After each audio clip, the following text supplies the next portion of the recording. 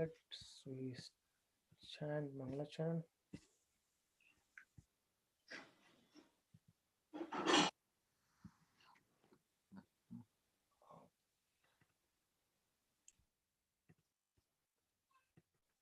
Hare Krishna. Om Namo Bhagavate Vasudevaya. Om Namo Bhagavate Vasudevaya.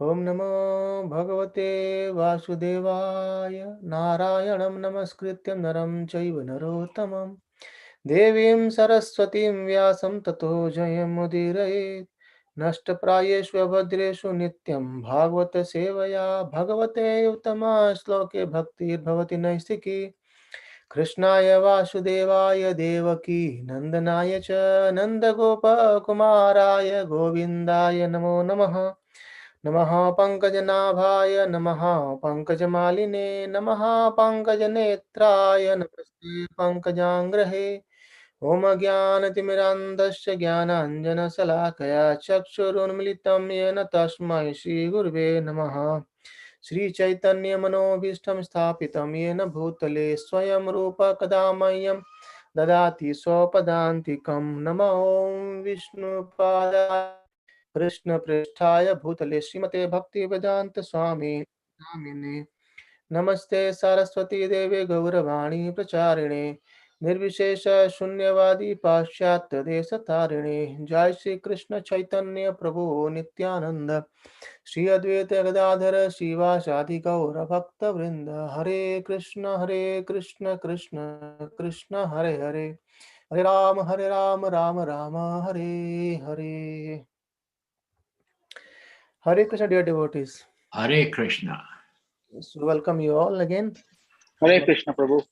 I hope you had a good time, good weather this weekend. Okay, so let's continue our discussion on Srimad Bhagavatam. So we'll start today from chapter 70 and then we'll continue.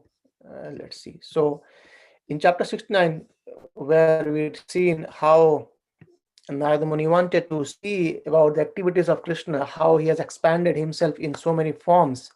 So he came to Dvārakā and saw Krishna that he's doing different activities in different palaces of queens. Somewhere he was he's playing with the kids. Somewhere he was doing other stuffs over there. And however, at every time he welcome very nicely to Narada Muni, and also he blesses him as per his need, as per his he wanted to remember Krishna all the time. So Krishna said, okay, that's fine, you will be remembering me all the time. So and then now in chapter 70 is when describe about the daily duties of Lord Śrī Kṛṣṇa. And here very briefly says that Krishna, he got up in the morning. He used to get up very early in the morning in Brahma Muhurat, and then Lord Krishna used to take his shower and bathe himself in very clean water, and then he used to perform his rituals, and by that he used to chant the Gayatri mantra as well, and also he used to pay tribute to the devatas, to the sages, to the forefathers, and offer respect to the brahmanas. In this way, he used to continue his daily day rituals in there, just to teach us that we as a human being are also obliged to do all these duties. Sorry. And then he used to his chariot driver Dvārakā, he used to come and he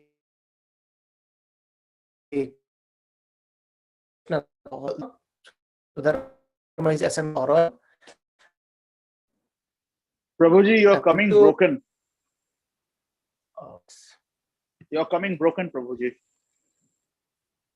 Hare Krishna, yes. Let's see. I don't know. I've been trying to contact my, broadband things, but still not the same. Okay, let's see.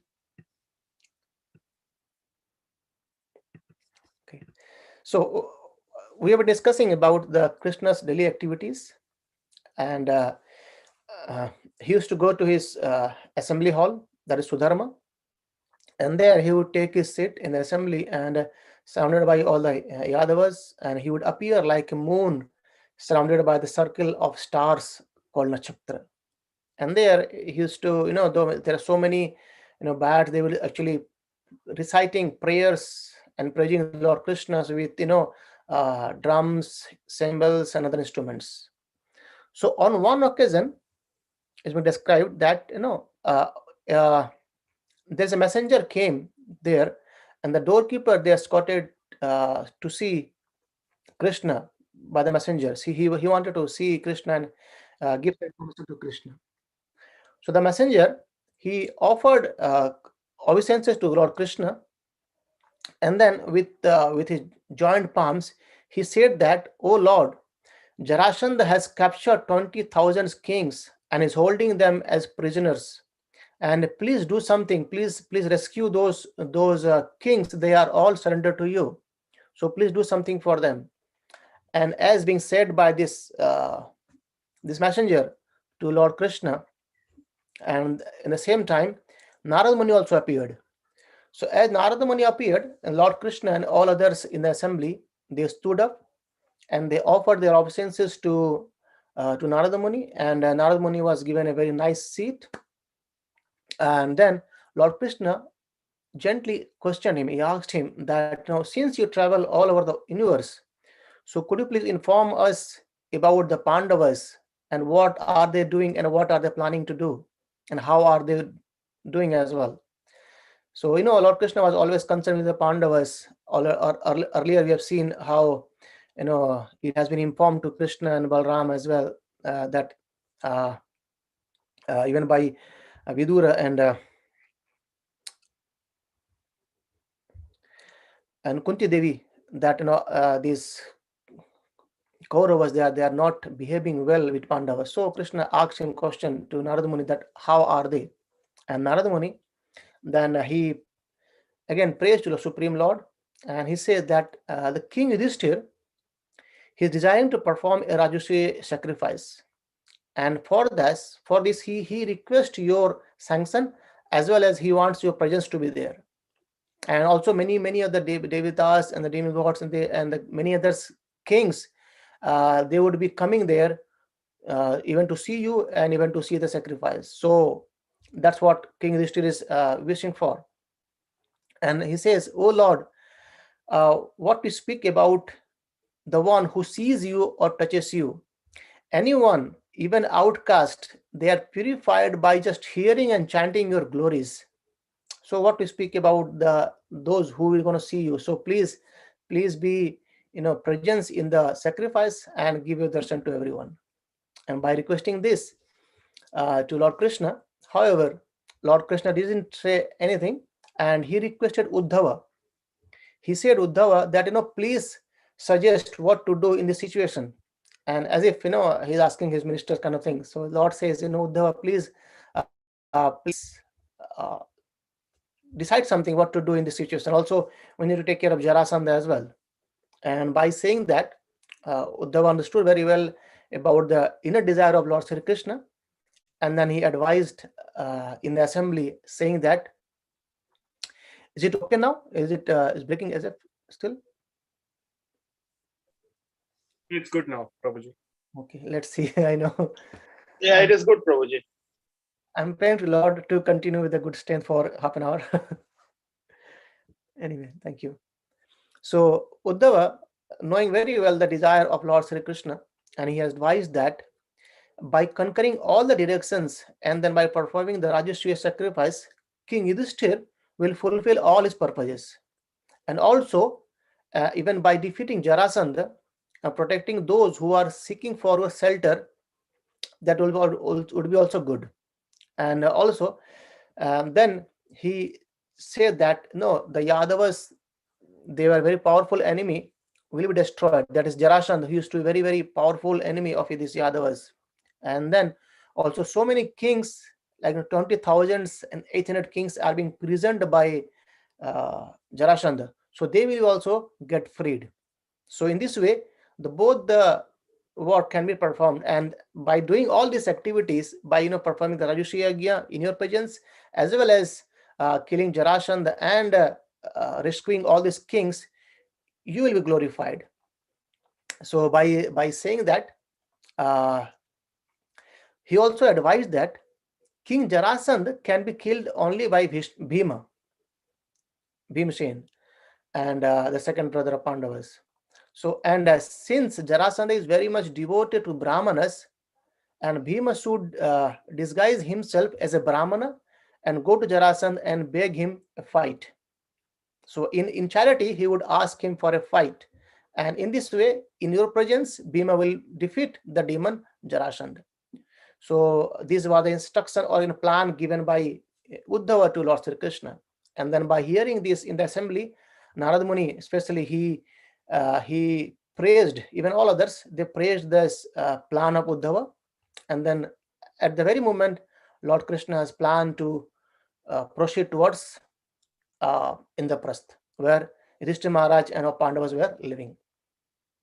And then as soon as this plan happened, Krishna went towards Indraprastha, and hearing the Lord's arrival, King Yudhiṣṭhira, he immediately came out of the city to greet Lord Śrī Kṛṣṇa, and also he repeatedly embraced Lord Kṛṣṇa, and he was in full ecstasy by seeing Lord Kṛṣṇa after a long time again.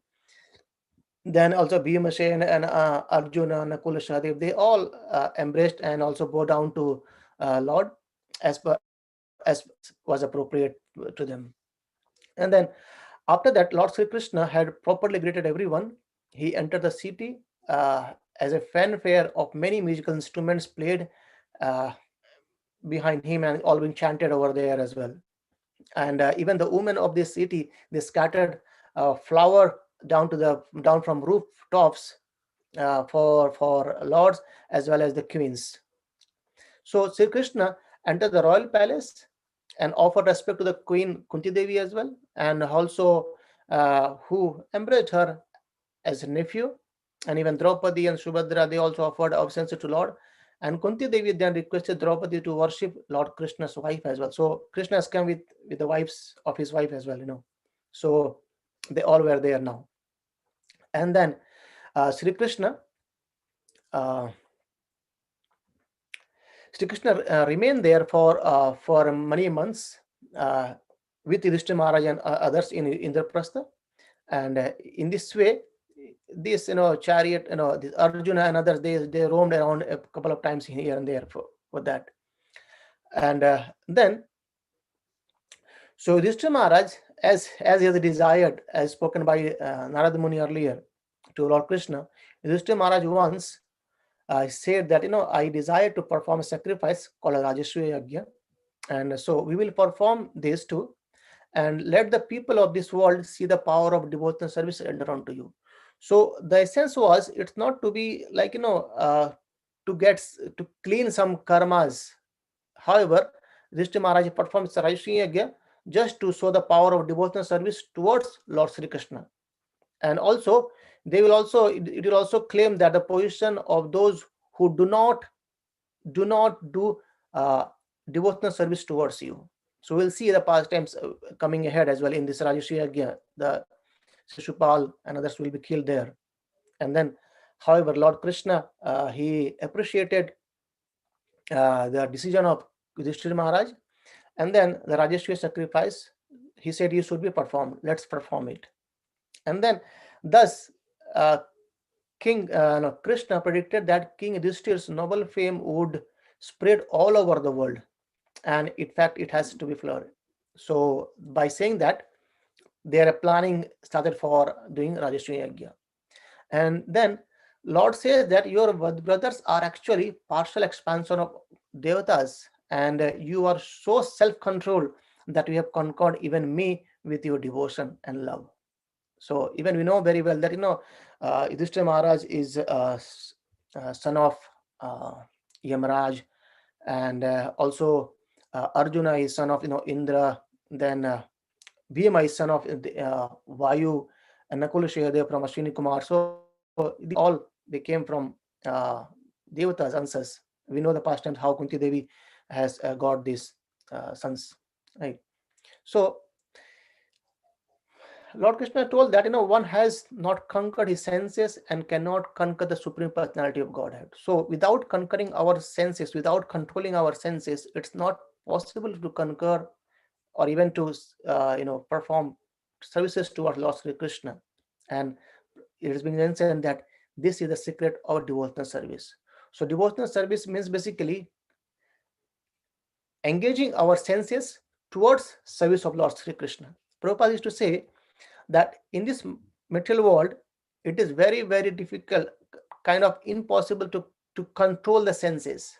If we just try to control the senses without engaging anywhere, sometime it will blast. So the important point is that we need to use the senses toward the service of Lord. Then the senses will, by default, will get controlled. Just for example, we have discussed many times as well, listening song. Like listening song is, maybe you can listen a song, it is the desire to listen song, and we can listen song as many as we want.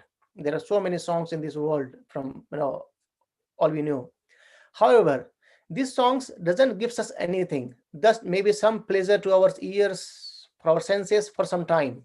And we know very well that every now and then the previous song replaces the new one, isn't it?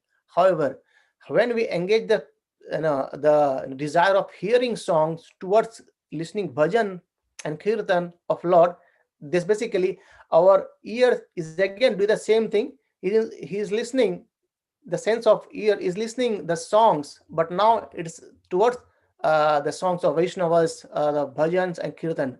So in this way, the purification is happening. So that's the way, or there's a secret or devotional service to engage our senses or divert the senses towards service of Lord, rather than just refraining them or just trying to controlling them. It's not possible. So to control the senses, the best way is to engage the senses in a good way, and that's the best way to in the service of Lord Śrī Kṛṣṇa. Like in a tongue, Prabhupada says the three things to be controlled. Like first is tongue. Tongue basically because tongue is the one from where we can chant the holy name, and tongue is the one from where we can taste Krishna Prasadam. So both things can be done from tongue, and by doing that, our other senses will get controlled. Because when we eat Krishna Prasad, that start working in our body. I think maybe 3 years back when I was here at my house, His Holiness Bhakti Prabha Maharaj was there. He was giving a talk to us in Bhagavad Gita, and he said that as our science claims that in 7 years of time, all our body's tissues get renewed. It is completely changed. So in this way, he told that if we eat Krishna Prasad for 7 years, then though our body looks to be material, but it can become transcendental. That means that we will be able to understand the philosophy of Krishna, philosophy of devotional service, that can be easily understood, right? So that's how Maharaj was telling that the importance of prasadam. And we know about the chanting, how glorious it is. We have been discussing Srimad Bhagavatam every time, that by hearing Krishna Katha, our heart cleanses. I think I was reading today in Chaitanya Charitamrita, what example was given by Prabhupada very nicely. He says, like in the sun and moon, they gives light by which we can see the external things, isn't it? If sun comes in the morning or light is there, we can see things very clearly. Without light, we can't see anything. It's all dark. Though we have our eyes, but we can't see anything without light. So the moon and the sun, they gives light so that we can see the external things. However, chanting and hearing about Lord Krishna, it actually dispels the darkness within our heart. So that's the difference between sunlight, or maybe we can say as commonality between sunlight, it dispels the darkness in the external world, and hearing and chanting about Lord, it dispels the darkness within our heart. I read it in Chaitanya today. So that's a nice example that came up in this point, that that's a way of devotional service to engage our senses in Lord's service. So then he said that Lord Krishna said to Yudhiṣṭhira Maharaj that first conquer all the kings and bring the earth under your control, and collect all the required paraphernalia for the sacrifice, and then execute this great sacrifice. So by the instructions given by Krishna to Yudhiṣṭhira Maharaj, and then and he said, he assured that, O King Yudhiṣṭhira, you will have no problem conquering the world, worldly kings. And by that, hearing these words from Lord Krishna, Yudhiṣṭhira Maharaj became very joyful, and he said that, I think I missed one point. He's being said, uh, although the materialistics are proud of their power, fame, beauty, and opulences, they can never surpass the pure devotees of the Lord in any of these categories. So here, even Krishna is suggesting and helping out Yudhiṣṭhira Maharaj. And he says, since this king is very pure devotee of Lord, and Lord's pure devotee can never be conquered, and even by the devatas, and what to speak of earthly king. So that's a point where Lord Krishna says, and he assures King Yudhiṣṭhira that, you will have no problem in conquering the worldly kings, right? And then by hearing these words, Yudhiṣṭhira Maharaj sends his four brothers to our four side. He said Sahadevas towards south, and Nakula towards west, and Arjuna towards north, and Bhima towards east. And these brothers, they came back with abundant wealth for Yudhiṣṭhira Maharaj, who was to perform a sacrifice. And Srila Prabhupada mentions here very nicely that it may be noted that by dispatching his younger brothers to conquer in different directions, King Yudhiṣṭhira did not actually intend that they declare war with the kings. Actually, the brothers started for different directions to inform the respective kings about King Yudhiṣṭhira Maharaj's intentions to perform the Rajasuya sacrifice, and the kings were thus informed that they were required to pay taxes for the execution of the sacrifice, and if they do not agree, then they would to fight. So Prabhupada explains very nicely here that Yudhiṣṭhira Maharaj has not sent brothers to fight with the kings, rather send a message, and if they don't agree, then the fight might happen. And in this way, earlier we've seen that in sacrifices we used to send the Ashwamedha Yajnas. In the horse is being sent across this kingdom.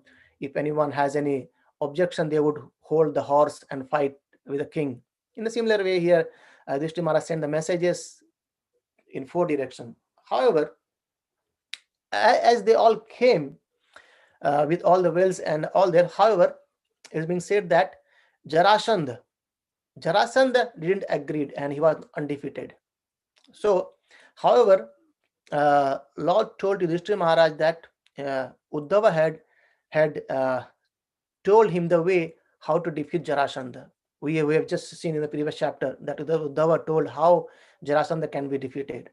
So then Lord, as per the instructions given by Uddhava, that Bhima has to go in a disguise being as a Brahmana, and then he would fight with he need to ask for a fight with Jarāsandha, and then we can kill there. So as Krishna knew this plan, and Lord Krishna, he along with Arjuna and Bhima, they became as a Brahmana, and they went to Girivraja. So here, this Jarāsandha, he was actually a very dutiful householder, and he has a great respect for the Brahmanas. So every day he used to go to worship, and he used to give so many donations or charity for the king, for the Brahmanas. And this Krishna knew very well. And Krishna went there with Arjuna and Bhima. So there they approached to Jarāsandha that we want some charity from you as well, and so please do not deny the charity and give us the charity. And Lord Krishna requested Jarāsandha to grant whatever they ask for. And here it has been nicely mentioned that the Acharya's comments that Jarāsandha might be thinking, what if these three request my son, if they want my son, and from whom separation would be intolerable. So this is possible. Objection Krishna and Pandavas reply, for a tolerant person nothing to be intolerable. So there are some reasons being given before asking this this fight. Before asking for a fight, they have been saying that okay, you should grant whatever we need, and in this way you should fulfill our desires, and you should not we should not just disobey, or should not give us whatever we need. And thus Sri Krishna, he encouraged Jarasandha to simply agree whatever they request for, and without any discussion or without any second thought. And he also at the last he said that there are so many others legendary, like Bali, CB, Harishchandra, they have attained the permanent by means of impermanent, by just giving whatever they have achieved a higher thing. And the nice point comes here that one can use the temporary material body to achieve a permanent situation in life. This is a very, very kind of important line, verse, you can say. One can use the temporary material body to achieve a permanent situation in life. I was hearing a lecture a couple of months back, I think. There, Amranda Prabhu explained this line very nicely. Might not be from this context, but there's a different context. He said that in India, it's a Hindi lecture. In India, there are the Marwadis and Gujaratis. They are very, very well in making monies. They are very good mercantile things. And he said that it's a very good deal when you spend £10 and get £1,000, isn't it? It's a very nice business. By just investing £10, you can get £1,000, or £10 and maybe £1,00,000. So that's very good investment. And here the point is, this metal body, we know it's temporary. It's going to go away anyway. And however, by using this material body, if you can achieve permanent situation, that is basically achieving spiritual world, that's the best kind of investment we can do. And that's how, by using this temporary body, we can achieve a permanent solution, or we can achieve spiritual world and just forget about these material things. So that is very, very important thing, that by using this material body, we can actually achieve a much, much, much higher thing, that basically spiritual body as well, just by using this material body. So hence, this is a very, very good deal. Then Sukadeva Goswami is saying that he understood very well Jarāsandha. Sukadeva Goswami says Jarāsandha understood very well by seeing their physical structure and also the marks of bowstring on Arjuna and others. So Jarāsandha had some doubt, and he was beginning thinking. And however, he says, whatever you wish, I'll grant your request. And even if you on my head, I will grant you. So as Bali has given whatever Vamanadev asked for, so in a similar way, I'll give you whatever you request for. So then Krishna told us, tell that, please give us a battle. This is our request, and we do not have any other request. Just we want to fight with you. So kind of, maybe other way around, Krishna has tweaked Jarāsandha for a battle, and Jarāsandha, and then Lord Krishna revealed their identity, and he says, I am Krishna, and he is Arjuna, and he is Bhīma. So then he laughed. Jarāsandha, by hearing this, he laughed, and he agreed that okay, I'll fight you. However, I won't fight with you, Krishna, because you showed cowardness earlier and you went away from battlefield, so I won't fight you. And this Arjuna, he doesn't seem fitting to be fighting with me. And however, this Bhīma, it looks good to me, and he can give some challenge to me, so I would fight with Bhīma. So Bhīma, and as per the plan, the Uddhava has already said, so Bhīma is going to fight with Jarāsandha now. So both of they went out of the city in a fighting arena, and so many, all the people, they gathered there to see the fighting. And each day the fighting would happen, and after fighting, they would all live as a friend in Jarāsandha palace, and next day the fighting would happen. This fighting between Bhima and Jarāsandha, it continued for 28th day. And then Bhimasena once told to Krishna after the 28 days, he says, "My dear Krishna, I would say frankly that, I cannot conquer Jarāsandha." So he just giving a plan to Krishna that, it looks like I won't be able to conquer Jarāsandha. He was so strong, just imagine. And then Lord Krishna, he knew the mystery of the birth of Jarāsandha. And so Jarāsandha was actually, he was born in two parts from two different mothers. And when his father saw this baby both half, and he thought it to be useless, and he threw the both parts in the forest. And however, there a witch named Jara, she found this two body, and she had some magical power, and she managed to combine these two bodies.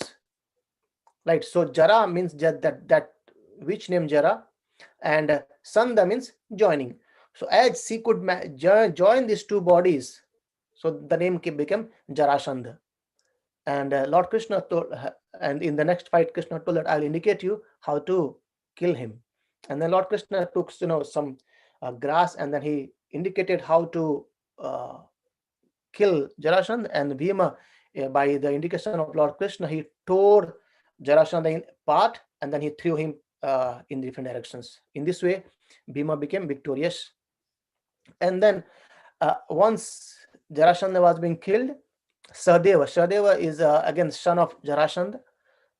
Son of Jarāsandha, he was given the throne, and he became the new ruler of Magadha in place of Jarāsandha. And after installing Sahadeva as a king, and the Lord released so many kings, 20,800 kings. They were all prisoned, and these all kings were being released from imprisonment, and then they immediately fell to the ground to pay him obeisance to Lord Krishna. And they asked that, please tell us how we can, or we may constantly remember your lotus feet, though we continue in the cycle of birth and death in this world. And the Lord said that, from now on, my dear king, you will have firm devotion to me and the Supreme Self and the Lords of all to be. And I assure that you will come to pass just as you desire. And by saying that, the kings are being relieved from there. And Krishna said that, this is the good conclusion you all have came. Then you have come to a proper conclusion. And my dear kings, whatever you have spoken is true. And I see that human beings' lack of self-restraint, which arises from their intoxication with and power, this simply leads to madness. So sometimes the power of opulences that misleads us, that's what the instructions comes from here. So we should be using all the powers in a very, very controlled way. And at the end he says, understanding that this metal body and everything connected with it have a beginning and an end. So, and worship me by Vedic sacrifices, and with clear intelligence protect your subjects in accordance with the principle of religion. So that's the instruction given to these kings by Lord Śrī Kṛṣṇa. So that's how we discussed chapter 73 as of now. And in chapter 74, there's a Sisupal being delivered by Lord. We'll discuss it tomorrow. And on Friday, there was a question, I think, just one second.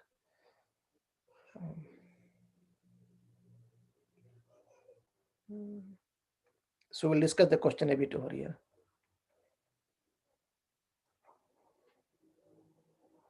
Yeah, the question was, if our future is known to Krishna, does that mean it's already defined by Krishna?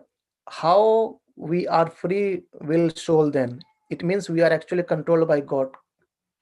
Yes, so this was a question from Mintu Prabhu. And yes, you are correct. So let's try to understand it. Definitely, everything is controlled by Krishna. It's all defined. and however, we are a free soul. So Prabhupada explains this in Bhagavad Gita nicely that, let's suppose our kids, when they go to park, or maybe when you go to the backyard for playing, the kids, they have a boundary, isn't it? They can't go from away from there. They can play freely in that park. However, from beside, or from from far away, we used to see them nicely. Are they in control or not? So as ever they wish to go away from the fence, the parents, they used to say, okay, be remain there, that's the limit, you can't go from there. So in the similar way, we have a free will, that's for sure, and the free will is that what we act on, and when we act on, that act gives us the results according to our result. So Krishna gives the result, that's correct, but Krishna doesn't force us to what you do. The doing is in our hand. Either I go to a satsang, I hear Krishna Katha, or I go to a movie and watch mundane things. That's on me. That's on us. That's a free will to us. However, the free will is free will is not controlled. It's the free will is to us, but the free will has a result that's controlled by Krishna. And if we do or misuse the free will, definitely it's going to be in a different direction. If we use the free will, it's going to be in a different direction. If that makes sense, Prabhu? So in the similar way, the soul has a free will, definitely is a free will, and however, it's again controlled too. And the control in the sense that the results are not in our hand. As you know, we'll give example. A person has a desire to build a house or a mansion, maybe a big one, right? And for building a house, he need a land, he needs so many kind of bricks and others. He needs some people to work as well, and also very important, he need money. So without money, he cannot build a house. So he went to a bank for a loan, right? And when he went to the bank for a loan, the bank is now will decide, will he give the loan or not, depending upon his past credit and other things. Maybe whatever you want to check, all the documents will be checked and verified by the banks.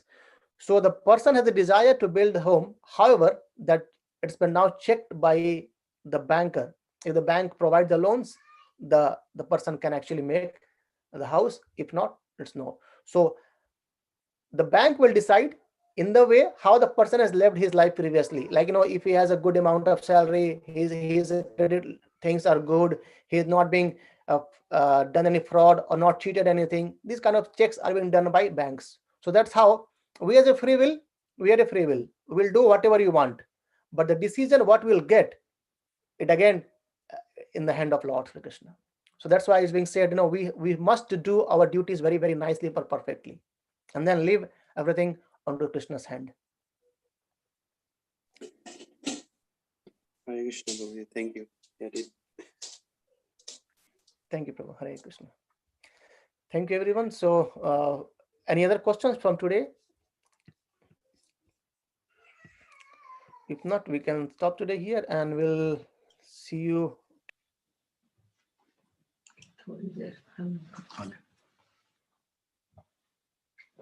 I mean, tomorrow, same time, same place. Yeah. Same place. Hare Krishna. Hare Jai Srimad Bhagavatam ki Jai. Prabhupada ki Jai. Ananta Koti Vaishnava Vrind ki Jai. Hare Krishna. Hare Krishna.